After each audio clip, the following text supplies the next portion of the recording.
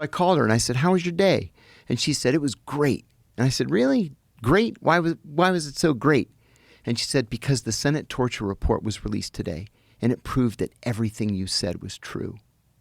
And I said, that is great. And she said, John McCain stood up on the floor of the Senate and said if it weren't for John Kiriakou, the American people would never have had any idea what the CIA was doing in their name.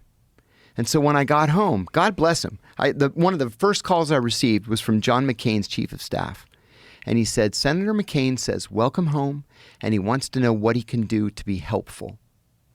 And I said, oh my God. I said, tell him I said, thank you. I liked McCain very much from when I was working on Kerry's staff. Kerry was a little jealous of McCain. And McCain would go out of his way to shake my hand and say hi.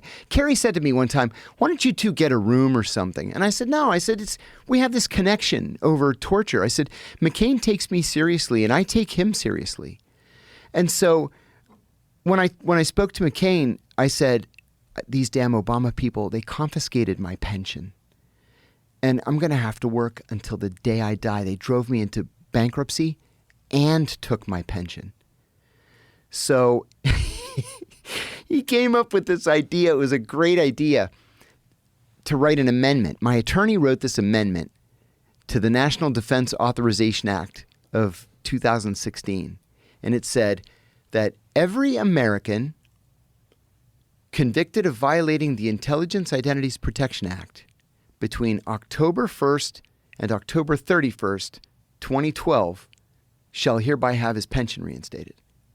So, of course, I'm the only person in the world that refers to. So he said, nobody reads these 1,500-page bills. We're going to slip it in there. And he said, I'm going to be on the conference committee. We'll get it taken care of. And then he got sick. He got a brain tumor. And he wasn't named to the conference committee. And so they pulled it back out again. And then he died. And so here I am, 10 years later. The only way that this can be made right is with a presidential pardon. And that's what I've been working on for years now.